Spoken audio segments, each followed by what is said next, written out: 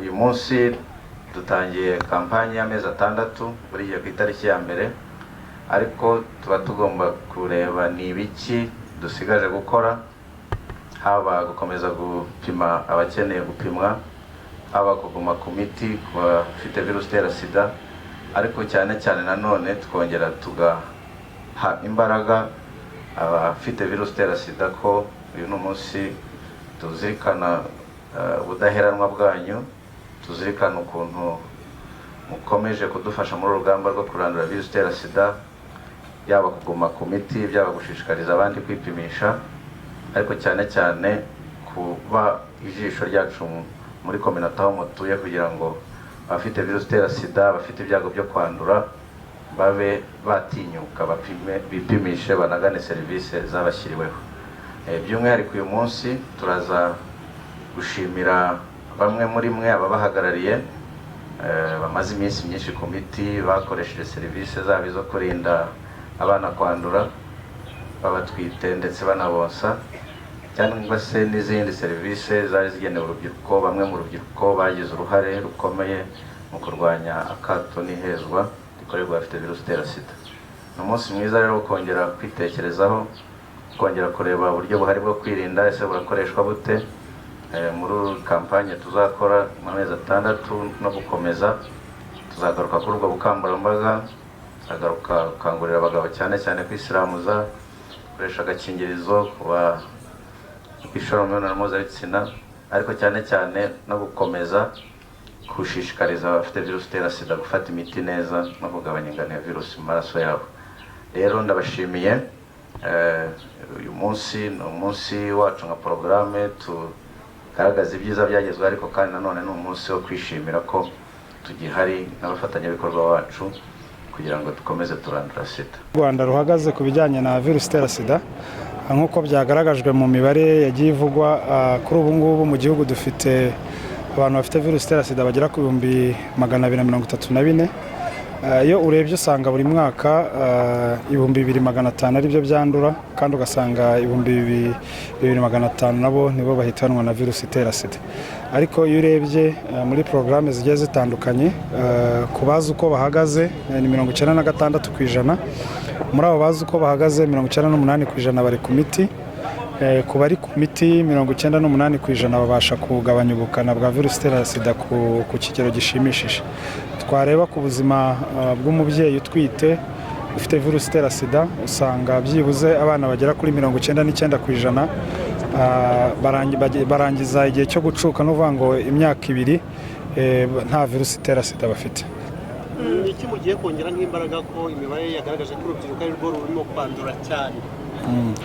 Nk'uko byagiye bigaragara, urubyiruko hari byinshi bituma urubyiruko ari rwo rwisanga muri icyo kibazo, harimo ubumenyi buke bafite kuri virusi itera sida cyangwa kutitabira serivisi nk'uko bisabwa. Kuri ubu ngubu rero ibyo turi gukora nk'uko insanganyamatsiko ivuga ko ari ukwishakamo ibisubizo mu guhangana na virusi itera sida. Ni ukuvuga ko ikintu cya mbere tugomba kumva, ntabwo kurwanya virusi itera sida bireba ikigo bireba Minisiteri y'Ubuzima gusa, ahubwo bireba buri muntu. Ni ugufasha rwa rubyiruko haba mu rugo, haba mu mashuri, kandi tukagerageza no kubagezaho ubutumwa na message, tunabategurira ni hehe bafatira serivisi zijyanye no kurwanya virusi itera sida, kuko byagiye bigaragara ko batitabira serivisi zo kurwanya virusi itera sida. Hari intambwe yateye, bigiye gukorwa, hagiye gukorwamo iki? Ku bukangurambaga tugiye gukora n'ubundi ni akazi ka buri munsi twajyaga dukora, ni ukugerageza kugeza ubutumwa ku baturarwanda muri rusange, ariko twibanda ku nsanganyamatsiko kandi twibanda no kuri bya byiciro bibangamuye kurusha ibindi. Hari intambwe yatewe ku miti mutanga ubu ngubu, ku buryo mugeze aho mutanga umuti umara amezi 3. Tubwire intambwe. Ni ibintu byatangiye ryari?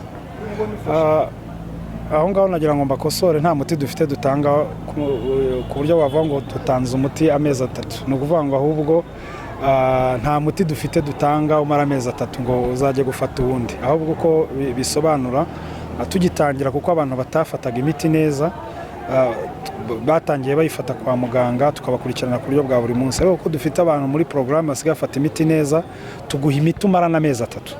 ukamara amezi 3 utaraza kwa muganga ariko ufite imiti ufata buri munsi amezi 3. harimo n'abo duha bitewe n'uko ubukana bagabanyije bahagaze neza tukabaha imiti bamara n'amezi 6. mu byumve neza ntago ari umuti umara amezi 6 ahubwo ni ukuguha ibinini ushobora kugenda ukabika mu rugo ukabimara n'amezi 6 ukazagaruka kwa muganga umaze amezi 6 utagarutse kwa muganga. bimaze igihe kinini ndumva ibyo twaratangiye kubikora muri 2016 niba nibuka neza, ariko dufitemo ibyiciro 4. hari abakiza kuwufata ku buryo bisaba kubakurikirana cyane, hari abagenda bagafata imiti bamara n'ukwezi, hari n'abamara amezi 3 n'abamara amezi 6 bitewe n'uko kwa muganga twagusuzumye. aho gufata ikinini buri munsi hari ukuntu ngo musikiye mutanga urushinge ufata rukamera amezi 3. ibyo no kubeshya nta bihasha hari nabyo nta mategeko ko n'ubundi bigaragara ko dutera imbere tugenda kuri ya ntego ya 95 kuvuga ko ni hakeneye gushyirwa imbaraga. ahakeneye gushyirwa imbaraga uko mu byumva abo 4% tutarabona bashobora gutuma dusubira inyuma aho twageze. imbaraga rero gushyiramo no gukangura buri wese kwipimisha akamenya uko ahagaze, cyane cyane twibanda kuri bya byiciro twavuze haruguru bibangamiwe cyane na virusi itera sida.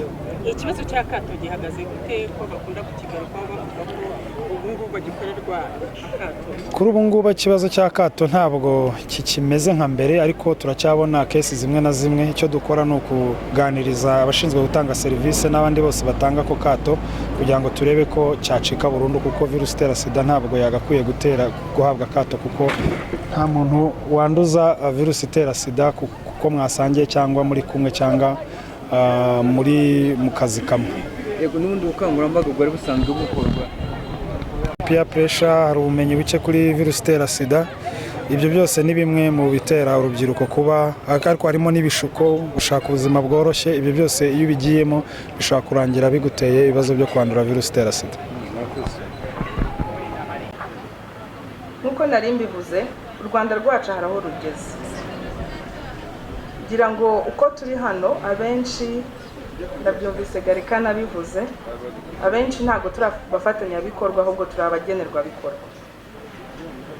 aho u Rwanda rugeze, aho leta y'u Rwanda imaze kutugeza, ntabwo byari gushoboka iyo tutaba dufite bamwe muri mwebwe mwakoze akazi rimwe na rimwe katagaragara ariko k'ingirakamaro. hari abajyanama b'ubuzima, hari aba peer mentors cyangwa se aba peredicateurs n'abameredicateurs n'abajeune educateurs, bose batuma ntawe dusiga inyuma. akazi kanyu niko gatuma dukomeza gutera imbere. Now I have a call to action, and the reason why I'm saying it in Kinyarwanda is that those concerned are actually abajene bagenzi banjye. bashishikaje gukomeza gushaka amakuru hamwe na hamwe, guhitamo neza. amadini hari uburyo yavuga, leta hari uburyo yavuga, ababyeyi hari uburyo yavuga, ariko aho mugeze, aho tugeze, dushobora kwihitiramo kandi tugahitamo neza. serivisi zirahari, serivisi zo kwirinda zirahari, serivisi zo kuvura zirahari. bashishikaje gukomeza kuzigana, ariko nk'uko bagenzi banjye nabo babivuze, no gukomeza gushishikariza abandi kuzigana. ku miryango n'amakominote mukomeza kutuba hafi, mureke dukomeze dufatanye, twamagane akato.